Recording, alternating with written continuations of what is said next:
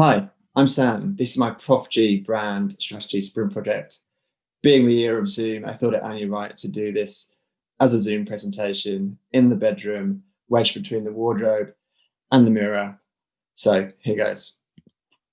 I've chosen Yoga Rise as my brand for this project. It's a yoga studio, a small business here in London in the UK. So a brand I'm sure you're not familiar with, but one I am very familiar with. Having been going to the studio for years, I've actually taught in this space too in my other life as a yoga teacher. And I have plenty of friends that both go to the studio and teach there. So I have views from both sides of that equation, which I've canvassed for what you're going to see in the presentation that follows. So to introduce you to Yoga Rise, they opened their first space, their first studio in a big kind of industrial warehouse called the Bussey Building in Peckham in South London. So rough and ready, but quickly packing out popular yoga classes soon after their opening. They're really riding the wave of yoga's growth in the UK at that time. So here you can see searches for yoga classes near me in the UK from 2014 up to 2019. You can see that strong, steady growth. Yoga Rise opening in that period of 2014 and really capitalizing upon that. Twinned with that, they picked the perfect place to start in Peckham. So Peckham, a place previously quite deprived, lacking investment, seeing an influx of wealth through new people coming in here. You can see this through the chart on the left, which shows the increase in property prices over this time. So essentially a gentrification of the area, of the new people with money to spend on things like yoga coming in. And after 5 years of hard work, Yoga Rise in Peckham really being the labour of love for the owners of the business, they had a very busy year in 2019, opening a second studio also in South London, a third in central London in the summer of that year. And at the end of the year, they refurbished quite dramatically the Peckham studio. This was significant for Yoga Rise. It moved them beyond South London, this expansion. So from this first opening in Peckham, we have the second spot in Streatham, also South London. Then we go north of the River Thames, to the heart of London, a place I'm sure many of you are more aware of and have been to, perhaps Covent Garden. Just to get our bearings here, Queen's just down the road, just there. So Yoga Rise is offering. Yoga Rise offer in-person yoga classes across these three studios. There are some Pilates and other forms of exercise going on there, but it's really 99% yoga. They have multiple different styles of yoga, modern yoga, a real breadth of classes available. They have live streams of these studio classes since COVID-19, so no digital offering prior, but they've been forced to do that. And they also have live streams of classes with teachers from their own homes when those teachers can't get into the studio, which is the case at the moment. There are workshops, which are deep dives on a specific area of yoga, something that might last longer than a class. They occasionally do retreats. This isn't a big play for them, but they do Yoga Rise branded, essentially yoga holidays abroad, usually in Europe for a week. And then they do 200-hour teacher training, which is the industry standard training for people looking to move from mere mortals to yoga teachers. It's Yoga Rise branded, Yoga Rise teachers. They've been doing this for a few years successfully. With this growth in popularity of yoga over the last 5 to 10 years comes with it increasing competition. It's a saturated market. We can think about competition for Yoga Rise across multiple levels. We look at the local level, thinking about a brand like Level 6, literally down the road from Yoga Rise in Peckham, similar price points, similar target audience, some differences in the brand identity, some differences in their offering in terms of there's a cafe at Level 6, which is quite important to them. The food they offer is part of that whole space. Then we could widen the net to think about London, many yoga studios. Somebody like a Tri Yoga, who have 5 locations across London, would be relevant as a competitor. Again, the price point is similar, which is at the kind of high end, but due to the locations of Tri Yogas and the heritage of the brand, they seem to attract a slightly older crowd. They have lots of yoga classes, lots of teachers. The full plethora of what is available in yoga, you'll find it at Tri Yoga for sure. And then online, wow, it really explodes then. So we could be talking about specific yoga platforms where you pay a monthly subscription or annual subscription to access classes on demand. Or, as I put here, we could look at the extreme really of somebody like YouTube and all of the teachers on YouTube offering classes for free, of course. The quality really varies. It's hard to find good quality on YouTube. There are a few famous faces, and it is a great place for beginners. It's a place beginners go to try without cost and without any kind of intimidation of going to a yoga studio. Beyond what I've got here, we could also be talking about gyms and other sports facilities that offer yoga too, previously in studio and now as part of their online subscription packages bundled in with all of the other fitness and sports classes. So that's heavy competition also. Yoga Rise, like all yoga studios, face a lot of challenges, and they already were before COVID-19. And now, of course, that has become heavily exacerbated. So pre-COVID, already had this saturation I was talking about. Differentiation is a challenge. It's still a yoga class. It's still essentially the same product or service at the heart of it. The things around the edges change. But unless you go into fad, which I don't think anyone should or does do with any success, it's hard to differentiate the kind of service itself. So you really have to think about the brand beyond that. Justifying the price is a challenge. Yoga Rise is at the top end. It's competing against others of a similar price point, but there are increasingly cheap and sometimes even free options available. So it does have to be justifying that price. Replicating this model, the successful model of the studio in Peckham, absolutely successful business there in new locations is tricky. There are intangibles related to that space, the success of that place, which you can't easily kind of copy and paste elsewhere.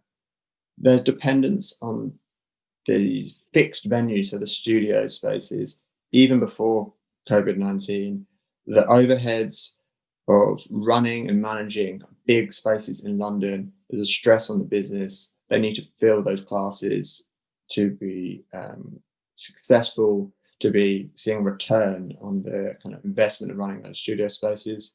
And then there's the relationship with teachers. Teachers, freelancers, they usually have a pretty loose relationship with the studios, contracted sometimes, exclusivity to one studio, extremely rare. Essentially, the teachers can do as they please, although they do have arrangements with the studios, but they can find themselves off the schedule or on another yoga studio schedule over a very short space of time. And then if we think about COVID-19, wow, things have really changed for this sector as they have for many others. So they've had to embrace digital. There was no digital offering before across most of the yoga studios, and certainly not for Yoga Rise. They had to take themselves online to survive, which they've done so, and work it out from there. Then if you think about the studio space, in the times that we've been allowed to go back in the studio, and hopefully soon will in the near future, there's still going to be the regulations around COVID-19, the mask wearing in certain spaces, not in the classes actually, the distancing, the temperature checks, all of these elements that are necessary but aren't conducive to the relaxing space that you're going to when you get to a yoga studio, when you choose to go to take a class there. Then going back to the online experience, how do they make this feel premium? There are these classes happening now over Zoom. What can they do to bring some element of what's in the studio, what the studio brand is about, into the online world?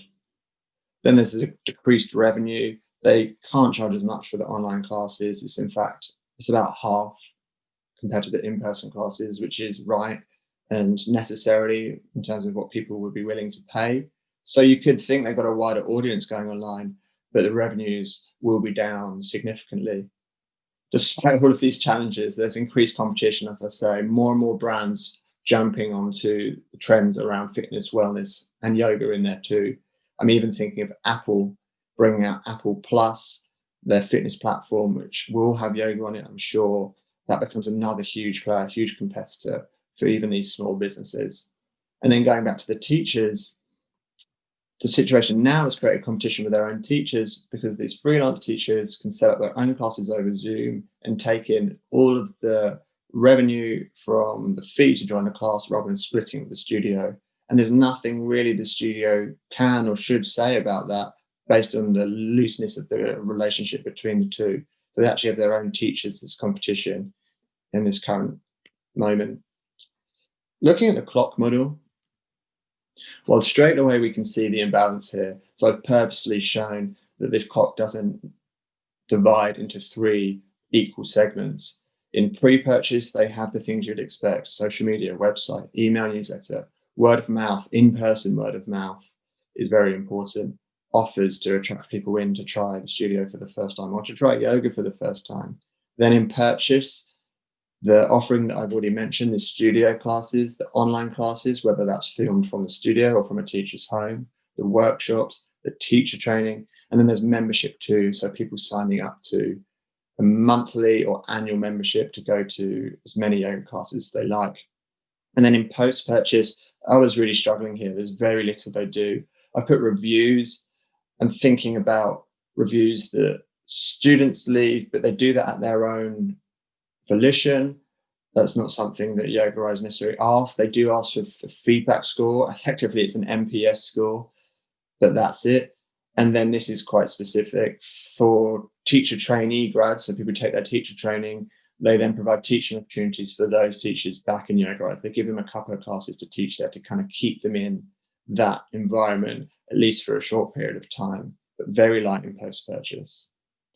So looking at the brand audit and brand identity as Yoga Rise stands now, purposely kind of peppered this with these visuals so you get a sense of their brand identity, their visual design.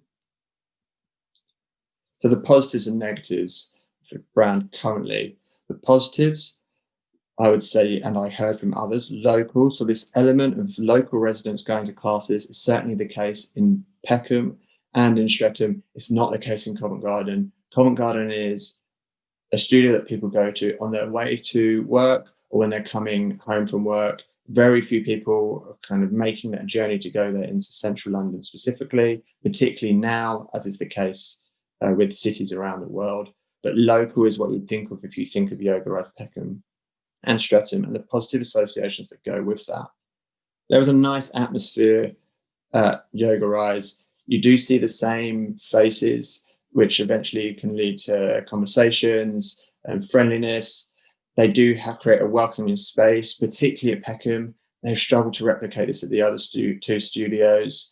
Again, this is one of the intangibles that I'm talking about. So the physical space, but the ambience, the feeling there, it is welcoming at Peckham. They've tried to do that at the other 2 to an extent. The teaching is great. So it is above average. They're good at selecting teachers. So somewhere like a Tri-Yoga or competitor has lots and lots of teachers, some of the most famous teachers even. But they also have loads and loads of other teachers where the standard, by all accounts, is a bit hit or miss. Yoga Rise punch above their weight in terms of their teaching standard. It's a trendy young vibe, so I put this as a positive, but we'll soon see that this might not be the case for everybody. But there is a vibrancy to it. It's in Peckham particularly, but even in Streatham, they're trying to keep it fresh. You can probably see this through the visuals, young. It does feel joyful and vibrant. So the negatives, some of these are the other side of the coin of the positives. The first one here, it could be cliquey, and I've heard that said, and I've seen that in reviews. If you don't know the people that go to the studio a lot, you might feel like it's a bit of a closed circle. I would say, in fact, if you start speaking to people and the teachers try and make everybody welcome and are including that and the other staff there, it isn't too cliquey, but I can see how people might perceive it. And yoga in general is a bit of a closed shop or something you need to kind of break into to be in with the crowd. It is expensive. They're playing in the space that is more expensive in the yoga world. They're not competing against very low cost gyms offering yoga classes, for example. But if they do want to attract some of that wider audience, they do need to justify that price and recognize that they would be seen as expensive. The next is that they perhaps lack diversity. So this is, of course, a hot topic in the sector as it is across all of business now, rightly. They've made moves to change their teaching staff to create a more diverse selection of teachers, and they've done that quickly and they've done that reasonably well. But this doesn't translate into a diverse crowd coming to classes. There's more to be done there, for sure. And then this last one, I've said about the trendy young vibe. Some may feel that it's actually too young for them. I would tend to agree with this, that the brand appears it's quite immature, which is strange because there's actually a bit of a disconnect with the teachers there, and the classes there aren't immature. The feeling there isn't immature, but exterior from a brand perspective, it is. And I think that might be putting some people off that would otherwise consider going to Yoga Rise. So let's look at the current brand identity and work it out in. So this is existing brand identity. I'd say straight away that I think they need to move on from many of these aspects, particularly some of these here in the extended identity. So brand as a person is actually their dog. So the owner's dog, Misty, it's become an icon, face of the brand. I get it. It's a cute dog, but for me, it's a bit cliched. Yoga and dogs and that kind of whole world. I think they're leaning on this poor little dog a bit too much. Symbol, people have said this to me too, and my immediate response would be around the colourful shapes, particularly the colours yellow and pink. Product would be some of their most well-known, popular classes, which are packed out pre-COVID, of course. Fantastic atmosphere, great teaching, and actually a lot of those classes have translated to online reasonably well in terms of the same kind of people and numbers coming to them. And then brand as organization, it's a small business. It's dictated by the owners. What they say, it's a couple that run the business, goes. So that comes with its challenges. The core identity for Yoga Rise currently is strong. So there's a welcoming community, high quality teaching, and a vibrant atmosphere. So the space itself is welcoming. I'd say a lot of the teachers they choose, the teachers they employ are welcoming. You don't have this aloofness that you might get in other yoga studios, or this kind of gap between the teacher as a kind of presenter and the students. There's a communication there. There's a friendliness there that is really positive. As I've said before, the teachers are above average, I would say, versus competitor studios and other options, including all the online options that I mentioned before. And there's a vibrancy. If we take out the perhaps young or immature side, which could be negative for some, you wouldn't want to lose the vibrancy, the life in the brand, which it does have. So this gets me to a brand essence currently, which is fun, friendly yoga. So people that go to Yoga Rise, the yoga is very important for them. It means a lot to them, but it's not dour and serious in a way that you might get at some other yoga studios and yoga brands, kind of taking it too seriously or just trying to kind of work through it rather than coming out of there with a smile on their face. I think Yoga Rise in the brand and the style of classes it runs and the teachers it employs is fun and is friendly, but it's not downplaying the significance of the yoga to people. However, I look at this brand essence and I'm thinking it's not really clearing the 3 hurdles, or it's certainly not clearing them by enough distance. So this is something I'm going to come on to. With the strategic recommendations, therefore, my first high-level strategic recommendation is to work on this brand essence, to define a truer, prouder brand essence that more clearly ticks the boxes of differentiation, relevance, and sustainability.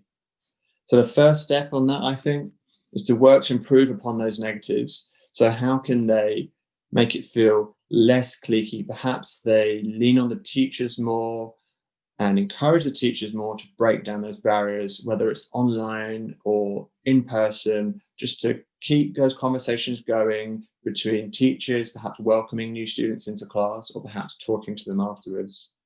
I think the price is something they can do more work on. Obviously, they have a need for revenue, but I think they need to look long term and think about growth and think about expanding their audience by offering more classes at a lower price point. They have a couple, but I don't think it's enough. I think they could have more affordable options that aren't just short-term deals.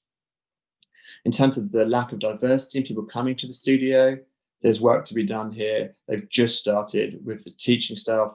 Now they need to think how that manifests itself amongst the people coming to the studio. Perhaps they could be advertising in different places. Perhaps they could be talking about yoga differently when they talk about it in those places.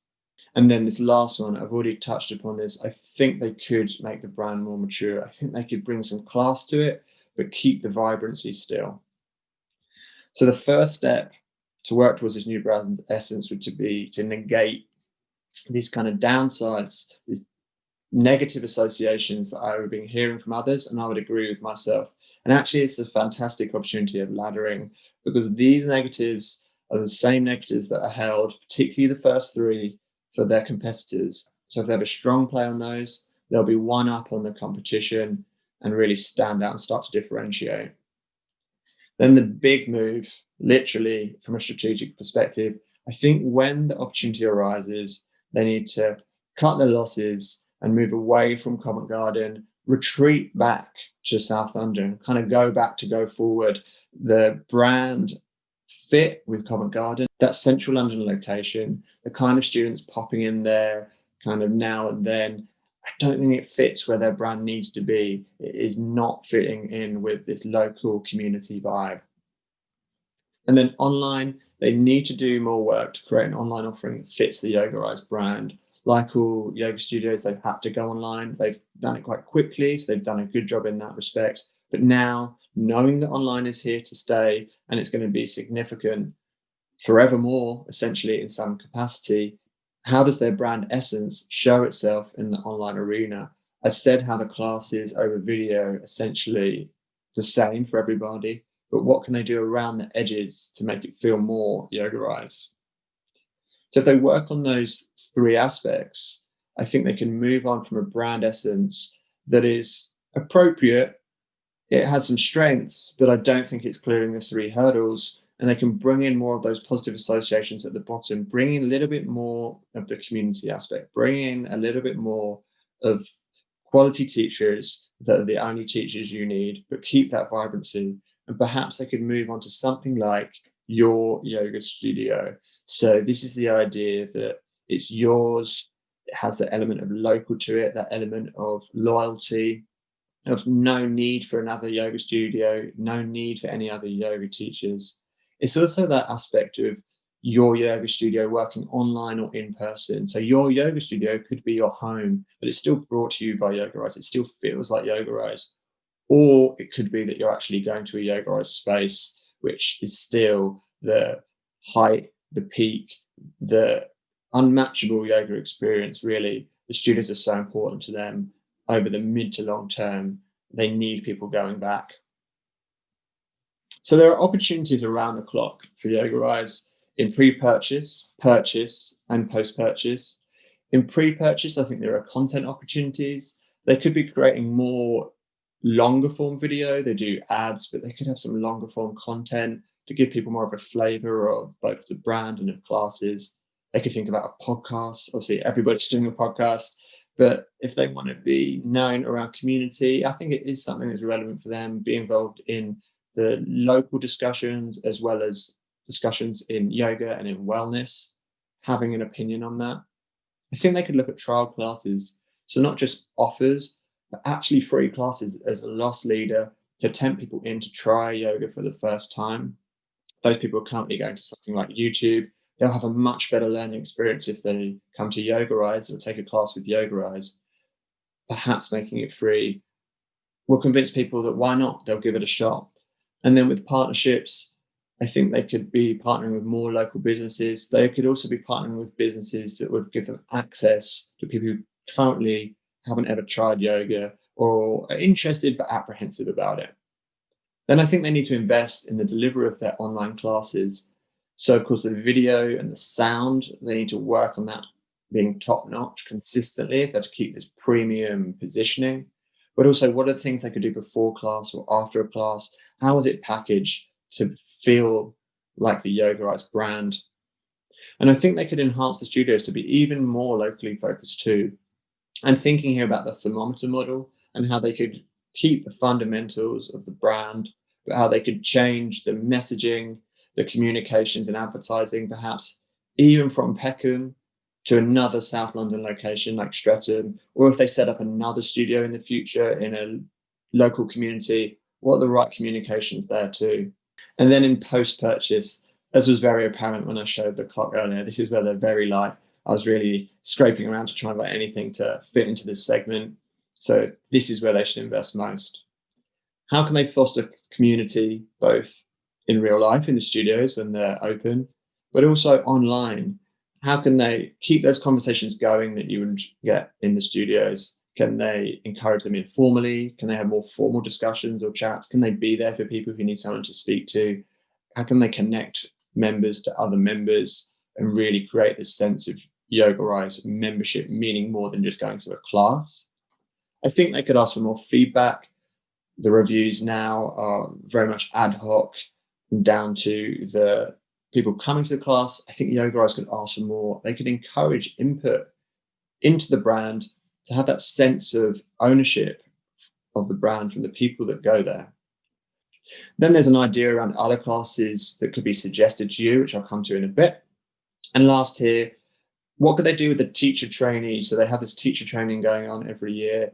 The alumni off the back of that, how can they create a community out of that that feeds into the Yoga Rise brand and vice versa? I think there's an opportunity there too. So we've gone through the high level strategic recommendation of moving on the brand essence through those significant steps that I've gone through. I've suggested they invest in post-purchase most heavily. They'll have some ideas around the clock. But here, let's just zoom in on a couple of ideas. So the first one here, I think they could double down on the magic of the studio. So this is a quality queue. This is the unexpected, perhaps crazy investment in something that I think could prove to pay back more, could prove to help them to differentiate.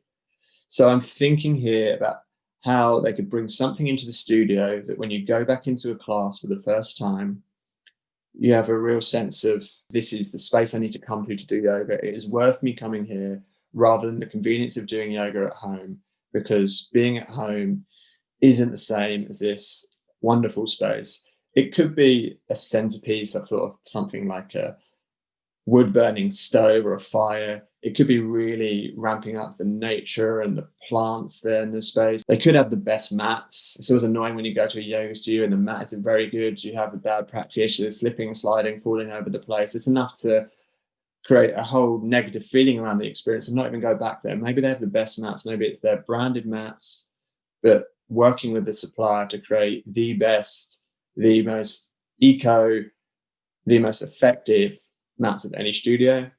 Or perhaps it's the smell, that real visceral feeling you get when you're going back to the studio, evocative of a place of relaxation, away from home that is now your place of work, as well as your place of family, into your zone, your headspace in the yoga studio. The second idea is one around discovery. I think they could do something to improve discovery. At the moment, to find a class to go to, you pick one that is a convenient time to you, or you look through the descriptions, or you have a scan through the teachers, and you take a punt based on how they seem to be and what their class sounds like. They have the information to be able to recommend to you, if you like the class with teacher X, you'll probably like a class with teacher Y. I don't think that'd be too complex for them, and it creates something after you've been to a class to bring you back in and to encourage you to go to the next class or another class, rather than at the moment you go to a class and, as I've said with post-purchase, there's just nothing. They just wait for you to decide to come back to the studio. So I've made a high-level strategic recommendation here around the brand essence. I've suggested what they could do in post-purchase particularly, and thrown in a couple of ideas. These are the first steps from a practical operational perspective, thinking about what is realistic for them, thinking about their apprehension about making too much investment at this time particularly. This is what I've come up with. So the first is to encourage interaction before and after online classes to bring back that sense of community. So to have their teachers spend some time before a class to welcome people in, and after a class to speak to people who who've just taken that class. At the moment, across all of the yoga studios online, you're dumped into a class and then you're pulled out of a class, a bit like a meeting that is a set period of time. It feels kind of forced, it feels a bit rushed. Could they encourage their teachers and pay them to be doing a stint of time, which includes this pre and post class conversation, interaction, which I think everybody is craving at this moment anyway. So the second one here is, how can they ramp up the visceral feeling of taking a class in the studio? So I suggested a bunch of ideas, from the cheaper to the very expensive. To be practical about it, perhaps they start with the smell. Perhaps they invest more in wonderful, unique smell that when you go back into the studio, it hits you and you think, okay, this is some time for me. This is a place away from the current stresses of life. And this is somewhere that I can really, for the next hour and a half, can really just like settle in. And then the third one here, I think when the time comes, as I've said earlier, they need to retreat from Covent Garden, which I believe is kind of a lease arrangement, and come back home, come back to South London, work on what was good about Peckham, what was good about Streatham, and how they create that environment first online, before in the future, hopefully riding this out, getting to a more successful point where they perhaps open another studio in a local community. So for these steps, I think Yoga Rise can create a growing, expansive, but still at its heart, local brand through Yoga Rise Peckham, Yoga Rise Streatham, and Yoga Rise Online. As they say in yoga, namaste.